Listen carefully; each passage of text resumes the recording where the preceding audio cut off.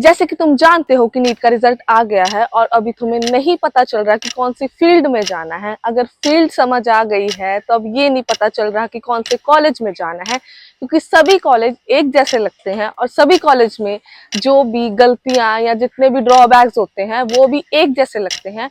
तो उसको सॉल्व करने के लिए आज मैं तुम्हारे लिए एक वीडियो बना रही हूँ। So hi everyone, myself doctor Komal and welcome back to my YouTube channel.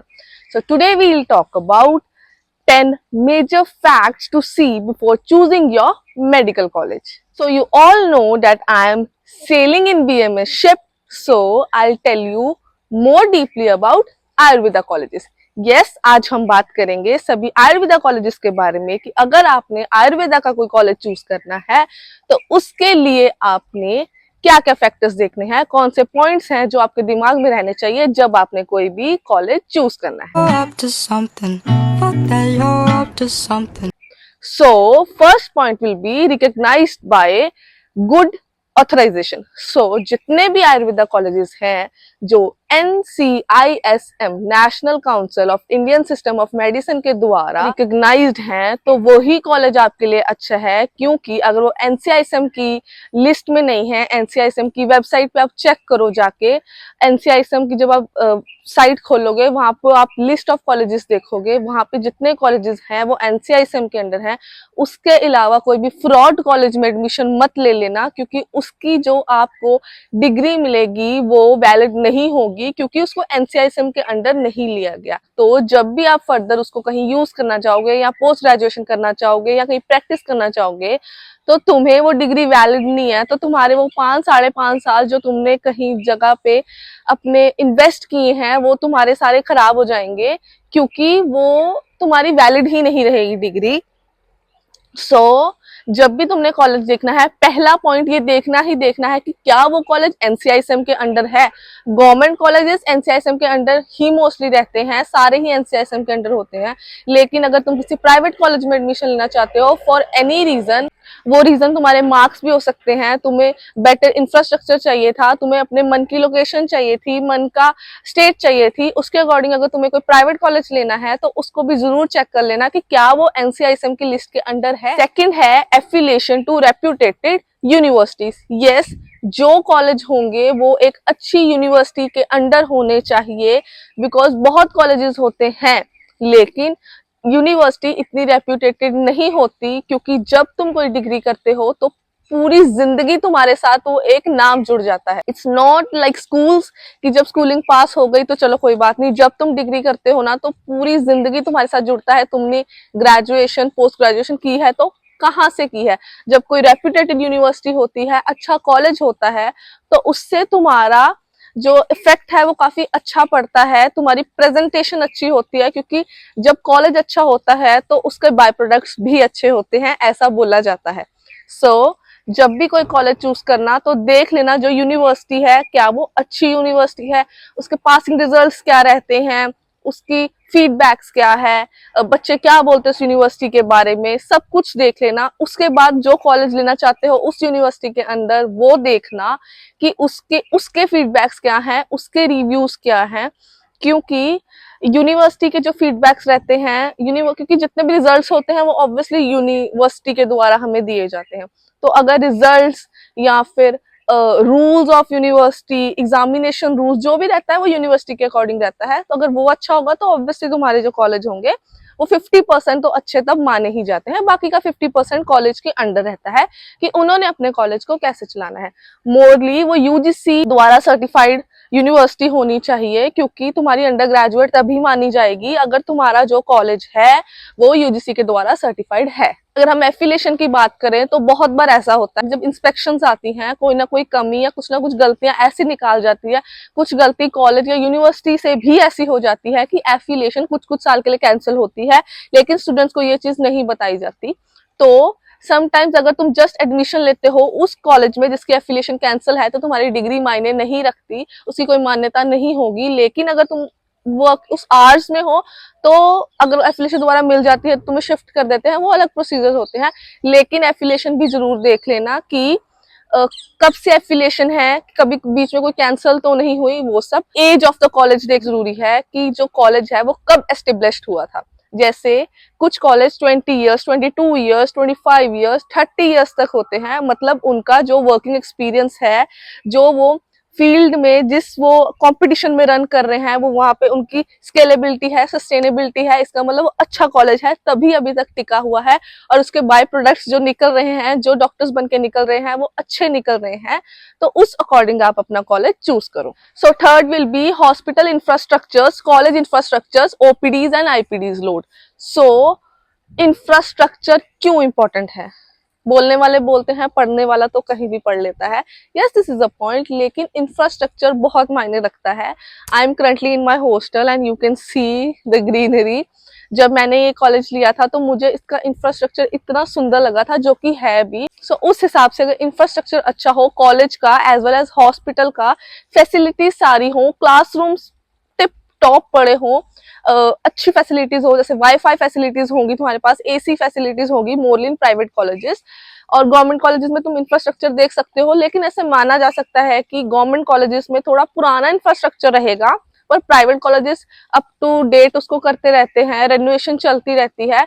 क्योंकि private colleges are morely about infrastructures, क्योंकि अच्छे से अच्छा इंफ्रास्ट्रक्चर पड़ा है प्राइवेट कॉलेजेस में। तो इंफ्रास्ट्रक्चर देख के पता लग जाता है कि कॉलेज, मतलब ऑब्वियसली इंफ्रास्ट्रक्चर वो स्टूडेंट्स के लिए बिल्ड करते हैं ना। ऐसा तो है नहीं को अपने लिए इंफ्रास्ट्रक्चर बिल्ड कर रहे हैं। जो बिल्डिंग्स बिल्ड की है, जो उन्होंने लैब्स बिल्ड की हैं, हॉस्पिटल की ओपीडीज बिल्ड की हैं, आईपीडीज बिल्ड की हैं, वो हमारे लिए ही की होती है, उन्होंने खुद के लिए तो नहीं की होती। उसके बाद हम हॉस्पिटल में जाए तो हम देखेंगे कि इक्विपमेंट्स हैं हॉस्पिटल में। अगर लैब्स हैं तो वहां पे सब इक्विपमेंट्स हैं, अगर ओपीडीज हैं तो वहां पे सारे इक्विपमेंट्स पड़े हैं क्या? ये ना हो कोई पेशेंट आए और वहां पे स्टेथ ही नहीं है, बीपी अपरेटस ही नहीं है, जो मेन मेन हमें इक्विपमेंट्स चाहिए अगर वो ही नहीं है, तो वहां से पता चल जाता है कि hospital is not well equipped. इसका मतलब वहां पे पेशेंट फ्लो इतना नहीं है, वहां पेशेंट नहीं होगा। इमरजेंसीज में जाओगे तो वहां पे आपको ऑक्सीजन की सप्लाई अच्छी मिलती है। बहुत छोटे छोटे पॉइंट्स होते हैं देखने वाले, जहां से आपको पता लगता है कि मेडिकल कॉलेज, जिसके हॉस्पिटल मोरली, कि आपको कैसा लेना है।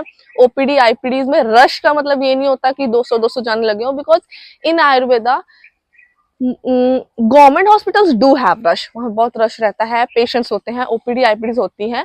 प्राइवेट कॉलेजेस में रहता है, फ्रैंकली स्पीकिंग, बट इतना नहीं रहता, बट रहता है।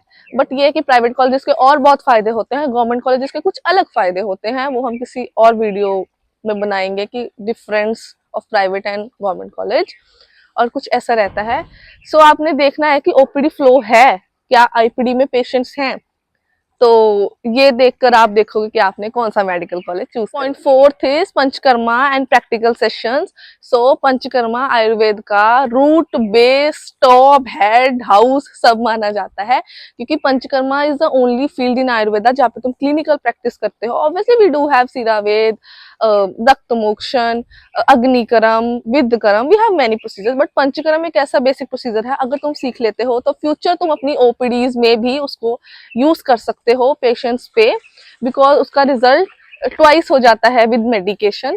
सो ऐसा हॉस्पिटल चूज करना। प्राइवेट हॉस्पिटल्स में एक्चुअली पंचकर्मा के काफी प्रोसीजर अच्छे होते हैं, क्योंकि उन्होंने इंफ्रास्ट्रक्चर ही, दोबारा बात कर लेते हैं, इंफ्रास्ट्रक्चर इतना सुंदर बनाया होता है, इतना सुंदर लगते हैं पंचकर्म सेंटर। मेरे हॉस्पिटल का खुद का पंचकर्म सेंटर इतना सुंदर लगता है मुझे, क्योंकि जब पेशेंट आता है तो वो देखता है कि हाँ यार वेलनेस सेंटर लगता है, बड़ी सूदिंग सी लुक बनाई होती है उन्होंने, हल्का म्यूजिक चल रहा होता है, लाइट्स होती हैं, उससे पेशेंट वैसे ही रिलैक्स हो जाता है। क्योंकि प्राइवेट कॉलेजेस में मोस्टली गुड अर्निंग पीपल ही आते हैं, तो उनको वैसा माहौल चाहिए होता है। तो तुम वहां पे जो थेरेपी सीखते हो एडवांसमेंट में सीखते हो, कि हीट की जगह तुम कैसे लैंप यूज कर सकते हो, ऐसे बहुत सारी चीजें होती हैं जो तुम सीखते हो पंचकर्मा प्रोसीजर्स में, अगर वो अच्छे से डिफाइनली आपको सिखा और पंचकर्म प्रोसीजर अगर चलते रहे तो।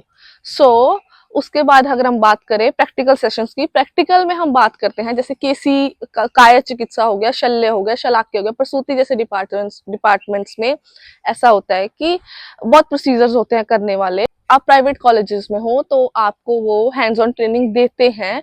इनफैक्ट सबसे बड़ी बात ये है कि जब आप प्राइवेट कॉलेजेस में होते हो तो आपको डमी ट्रेनिंग्स भी मिलती हैं, जैसे सीपीआर, इंट्यूबेशन, कैथेटराइजेशन, ऐसे प्रोसीजर्स आप डायरेक्ट पेशेंट पे नहीं करोगे, आप पहले डमीज पे प्रैक्टिस करोगे, जितनी प्रैक्टिस करना चाहो आप उतनी प्रैक्टिस करोगे।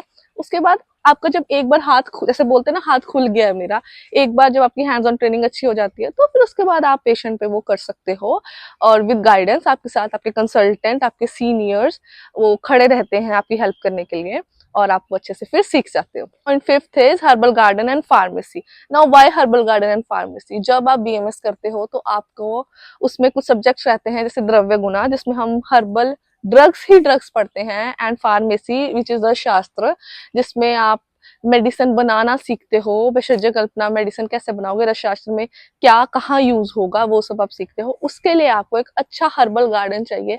इन माय कॉलेज जब मैं पहले एंट्री की थी तो पहले हमारा ना हर्बल गार्डन रहता है, उसके बाद कॉलेज स्टार्ट होता है, क्योंकि हर्बल गार्डन के लिए काफी स्पेस चाहिए, तो वो स्टार्टिंग में ही है।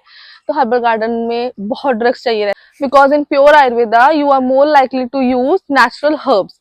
हमें ड्राई हर्ब्स भी मिल जाती हैं, लेकिन हम नेचुरल हर्ब्स यूज करें तो उसकी पोटेंसी ज्यादा रहती है। इसके लिए हमें पता होना चाहिए कि जब हम रास्ते में जा रहे हैं कि ये हर्ब, अरे ये हर्ब यहाँ लगी पड़ी है, वो द्रव्य तुम्हें नहीं पता चलेगा जब तक तुम उसको प्रॉपर नहीं देखोगे।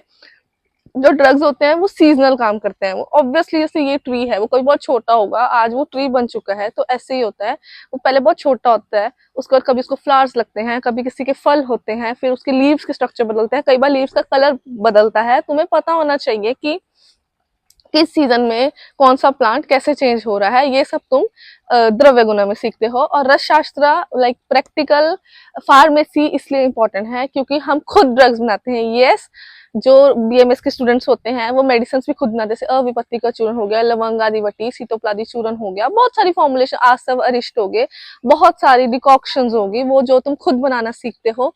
उससे क्या होता है, च्यवनप्राश जैसी चीज जो हमें मार्केट में मिलती है वो तुम बनाना सीखते हो। उससे क्या होता है कि फर्दर जब तुम कोई मेडिसिन बनाना चाहते हो, तुम्हें पता है, हैंड्स ऑन ट्रेनिंग है तुम्हारे पास, तो तुम्हें पता है ये चीज कैसे बनेगी, कितनी ड्रग कितनी यूज होगी। उसके लिए भी जो फार्मेसी रहती है उसमें फुल इक्विपमेंट्स होती हैं, पिल मेकिंग मशीन्स होती हैं, ग्राइंडर्स होते हैं, बहुत बड़ी बड़ी मशीन्स होती हैं जिसके द्वारा तुम सीखते हो कि मेडिसिन कैसे बनानी है। सो आप लोगों को हर्बल गार्डन और फार्मेसी जरूर चेक करनी है कि क्या वो फुली इक्विप्ड अच्छी है, मतलब जिसमें दिख जाता है ना जो चीज यूज होती है, वो दिखता है कि ये चीज पे काम होता होगा, इस डिपार्टमेंट में काम होता होगा, तो उस हिसाब से आपने उसको भी चेक करना है before choosing your medical college. Then point 6 is faculty and clinical mentors. So faculty, जितने भी आपकी फैकल्टी टीचर्स रहेंगे, एसोसिएट, असिस्टेंट प्रोफेसर, एचओडीज, जो भी रहेगा वो अच्छी जगह से क्वालिफाई होना चाहिए। ये आप उनकी पेज की जो वेबसाइट खोलोगे तो उनका जो पूरा स्टाफ होता है, फैकल्टी होती है, क्लिनिकल नॉन क्लिनिकल जितनी भी फैकल्टीज होती हैं, टीचिंग नॉन टीचिंग, उसको आपकी उनको क्वालिफिकेशन वहां मेंशन्ड होती है।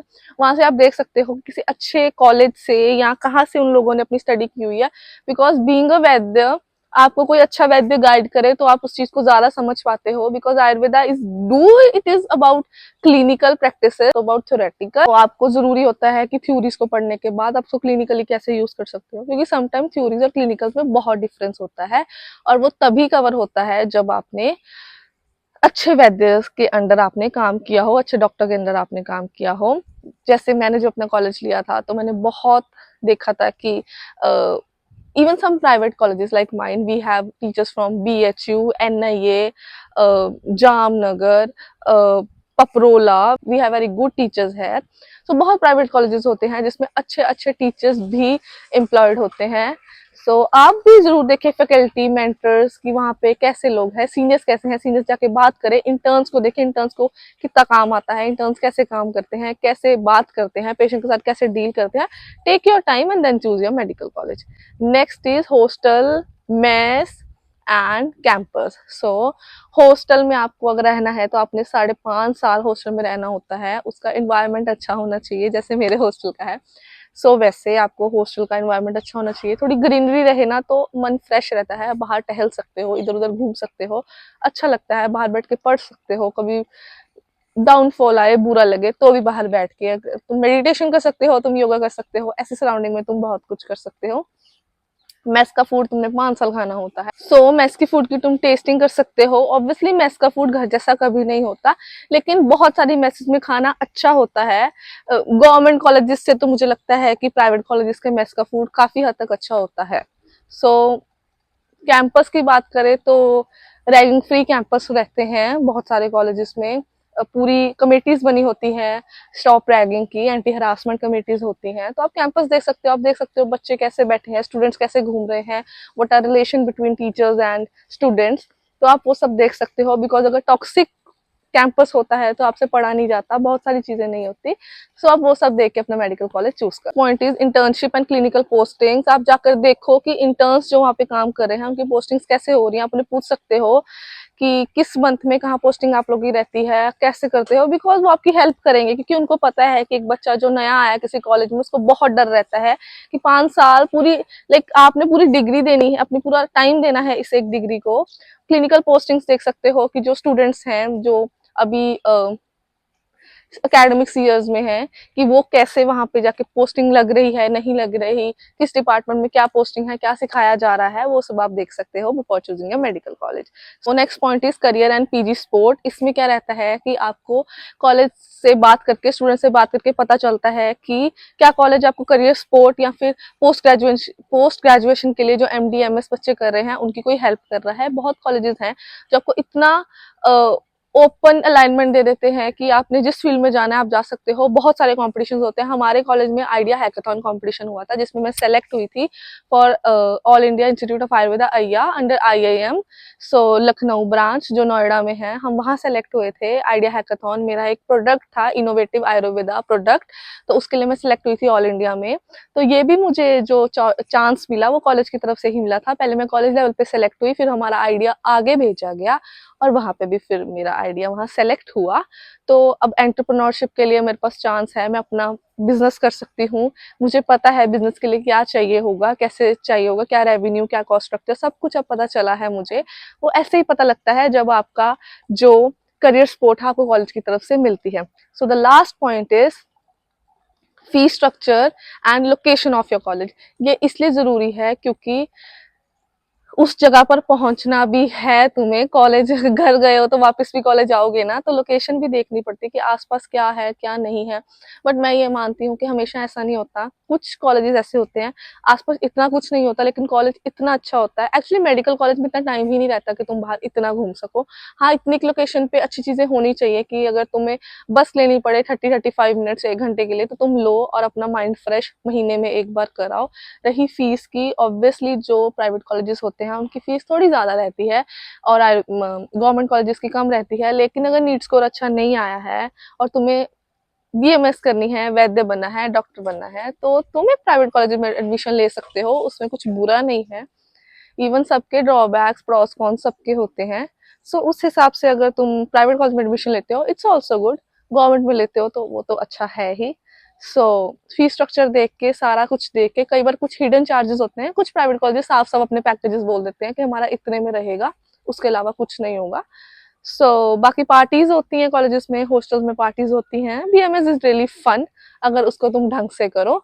So it's all about today's video. If you like the video please subscribe my channel. और अगर तुम मेरे पुराने सब्सक्राइबर हो, तुम्हें पहले ही बहुत सारा प्यार, अच्छे अच्छे लाइक कमेंट व्यूज वगैरह आने चाहिए वीडियो पे, तभी मुझे मोटिवेशन मिलती है नेक्स्ट वीडियो बनाने की। So guys keep liking, keep viewing, keep subscribing. मिलते हैं नेक्स्ट वीडियो में।